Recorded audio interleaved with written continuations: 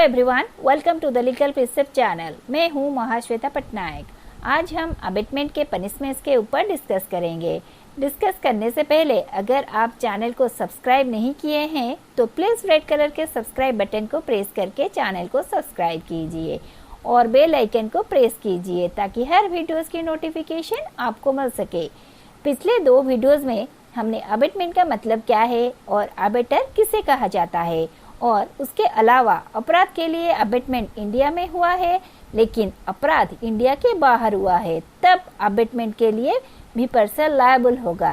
ये सब के बारे में डिस्कस कर चुके हैं। इसी में कुछ प्रोविजंस दिए गए हैं जहां पर अबेटमेंट के लिए अबेटर को सजा देने का प्रोविजंस है, जैसे कि सेक्शन 132 जहां पर कोई आर्मी या नेवी या एयरफोर्स ऑफिसर हो या सोल्जर हो या सेलर हो किसी के अबेटमेंट में आकर देश के खिलाफ विद्रोह कर देता है, तब अबेटर को मृत्यु दंड या आजीवन कारावास सजा देने के साथ फाइन देने का भी प्रोविजन है। वैसे ही सेक्शन 305 के अंडर अगर कोई माइनर या पागल या शराबी किसी के अबेटमेंट में आकर आत्महत्या कर देता है, तब अबेटर को मृत्युदंड या आजीवन कारावास या 10 साल तक सजा देने का प्रावधान है। सेक्शन 306 के मुताबिक अगर कोई व्यक्ति किसी के अबेटमेंट में आकर आत्महत्या कर देता है, तब अबेटर को 10 साल तक सजा हो सकता है। अबेटमेंट अलग अलग तरीके से होता है, इसका पनिशमेंट भी डिफरेंट होता है।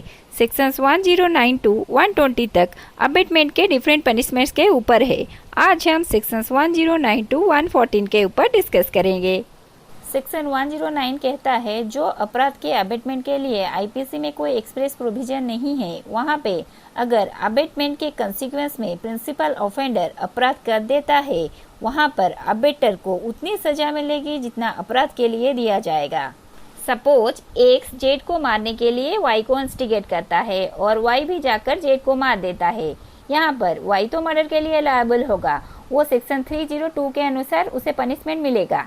एक्स को भी सेक्शन 302 के अनुसार पनिशमेंट मिलेगा, क्योंकि अबेटमेंट टू मर्डर के लिए आईपीसी में कोई स्पेसिफिक प्रोविजन नहीं दिया गया है। In section 1010 says, whoever abets the commission of an offense shall, if the person abated does the act with different intention or knowledge from that of the abetter, be punished with the punishment provided for the offense which would have been committed if the act had been done with the intention or knowledge of the abetter and with no other।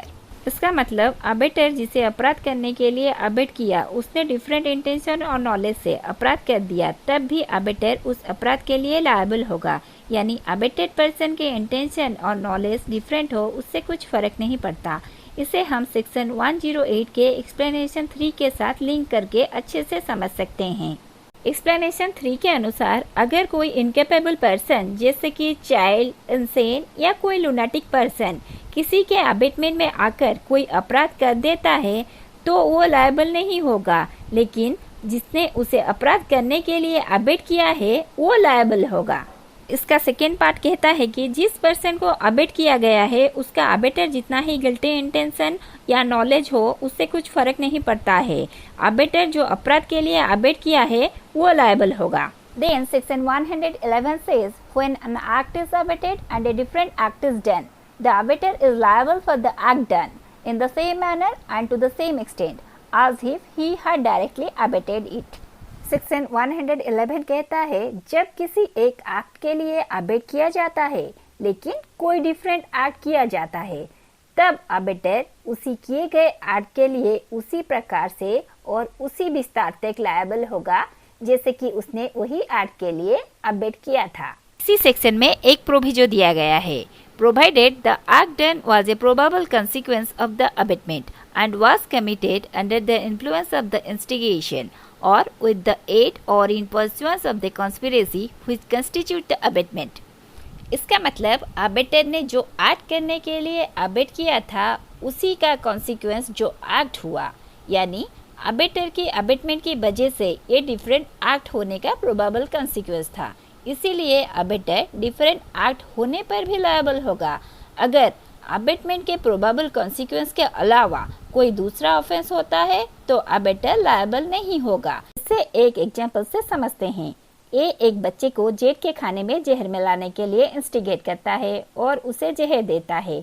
बच्चे ने Z के बदले गलती से Y के खाने में वो जहर मिला देता है। यहाँ पे भले ही बच्चे ने गलती से जेड के बदले वाई के खाने में जहर मिलाया, लेकिन ए उसी तरह से लायबल होगा जैसे कि वो जेड के खाने में जहर मिलाने के लिए लायबल होता। पर जो एक्ट हुआ है वो अबेटर की अबेटमेंट के प्रोबेबल कॉन्सिक्वेंस में नहीं हुआ, तो अबेटर लायबल नहीं होगा। सपोज ए बी को जेड के घर में आग लगाने के लिए इंस्टिगेट करता है। बी ने जेड के घर में आग लगाया, उसी के साथ वो जेड के घर में चोरी भी की। यहाँ पर बी ने 2 एक्ट किया। पहले तो उसने घर में आग लगाया, दूसरा उसने चोरी की। ए ने आग लगाने के लिए अबेटमेंट किया था, चोरी करने के लिए नहीं, और आग लगाने का प्रोबेबल कॉन्सिक्वेंस चोरी नहीं होता है, तो ए सिर्फ आग लगाने के लिए ही अबेटमेंट किया था, इसीलिए वो लायबल होगा। देन सेक्शन 112, ये सेक्शन 111 का ही एक्सटेंशन है। This section says if the act for which the abettor is liable under the last preceding section is committed in addition to the act abetted and constitutes a distinct offense, the abetter is liable to punishment for each of the offenses. ये section कहता है कि abettor को कौन से cases में दोनों act के लिए सजा मिलती है, यानी जिस एक्ट को उसने अबेट किया और उसी के साथ उस अबेटमेंट के वजह से जो एक्ट हुआ। 12 कहता है अबेटर ने जो एक्ट के लिए अबेट किया वो तो हुआ, उसी के साथ और एक डिस्टिंक्ट एक्ट हो गया जो कि उसी अबेटमेंट करने की वजह से हुआ। भले ही ये एक्ट करने के लिए अबेटर ने डायरेक्टली अबेट नहीं किया था, फिर भी अबेटर ये एक्ट के लिए भी लायबल होगा। अबेटर को क्यूमुलेटिव पनिशमेंट मिलेगा for the act abetted and for the act done. इसे हम एक एग्जाम्पल से समझते हैं। ए ने एक पब्लिक सर्वेंट को अपने ड्यूटी करने से रोकने के लिए बी को भड़काता है। बी ने वैसे ही किया और ऐसा करते वक्त बी ने पब्लिक सर्वेंट को वॉलंटरली ग्रीवियस हर्ट कर देता है। यहाँ पर बी ने 2 ऑफेंस किया। पहले तो उसने पब्लिक सर्वेंट को उसके ड्यूटी करने से रोका और दूसरा वो जानबूझ के पब्लिक सर्वेंट को ग्रीवियस हर्ट कर दिया। नो डाउट बी को तो दोनों एक्ट के लिए सजा मिलेगा, लेकिन ए को क्या दोनों एक्ट के लिए सजा मिलेगा? अगर ए को जरा सा भी अंदाजा था कि बी पब्लिक सर्वेंट को रजिस्ट करते वक्त वॉलंटरली ग्रीवियस हर्ट कर सकता है, तब जाकर ए दोनों एक्ट के लिए लायबल होगा। Then section 113 states when an act is abated with the intention on the part of the abater of causing a particular effect, and an act for which the abater is liable in consequence of the abatement causes a different effect from that intended by the abater is liable for the effect caused in the same manner and to the same extent as if he had abated the act with the intention of causing that effect, provided he knew that the act abated was likely to cause that effect. Section के मुताबिक abettor कोई particular intention से किसी को abate करता है कि अगर ये एक्ट हुआ तो इसका इफेक्ट क्या होगा, लेकिन अबेटमेंट होने के बाद कोई डिफरेंट इफेक्ट हो गया, तब भी अबेटर लायबल रहेगा। इसी में भी एक कंडीशन है, अगर ये बात अबेटर को पता हो कि ये अबेटमेंट के वजह से डिफरेंट इफेक्ट हो सकता है, तब जाकर अबेटर लायबल होगा। इसे हम एक एग्जाम्पल से समझते हैं। ए ने जेड को ग्रीवियस हर्ट करने के लिए बी को भड़काया। भड़काने पर बी ने जेड को ग्रीवियस हर्ट किया और जेड उसी ग्रीवियस हर्ट के वजह से मर गया। यहाँ पर अगर ए को अंदाजा था कि उसी ग्रीवियस हर्ट के वजह से जेड की जान भी जा सकता है, तब जाकर ए जेड के मर्डर के लिए लायबल रहेगा। देन सेक्शन 114 जो कि आज का लास्ट सेक्शन है, it states whenever any person who if absent would be liable to be punished as an abettor is present when the act or offence for which he would be punishable in consequence of the abatement is committed, he shall be deemed to have committed such act or offence. ये section कहता है कि अगर कोई person किसी भी offence को करने के लिए अबेट करता है और ऑफेंस होते वक्त वो वहाँ पे प्रेजेंट नहीं होता है, तो उसे अबेटमेंट करने के लिए सजा मिलती है। लेकिन ऑफेंस होते वक्त अगर अबेटर वहाँ पे प्रेजेंट होता है और वो ऑफेंस खुद ना किया हो, मगर उसके अबेटमेंट के वजह से वो ऑफेंस कमिट हो गया, तब ये माना जाएगा कि अबेटर ने खुद ही ये एक्ट या ऑफेंस किया है। ये था सेक्शन 109 टू 114 के ऊपर। नेक्स्ट वीडियो में हम सेक्शन 115 टू 120 के ऊपर डिस्कस करेंगे। प्रोफेशनल कमिटमेंट की वजह से ज़्यादा वीडियोस बना नहीं पा रही हूँ, लेकिन आगे ज़्यादा वीडियोस बनाने की कोशिश करूँगी।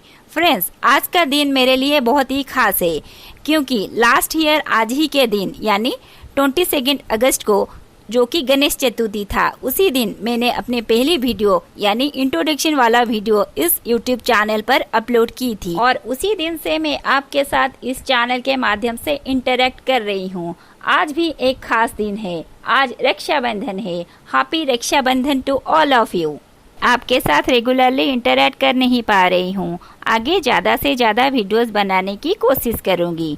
अभी भी कोविड-19 पैंडेमिक नहीं गया है, so stay safe and stay healthy, and don't forget to subscribe this channel. Goodbye friends.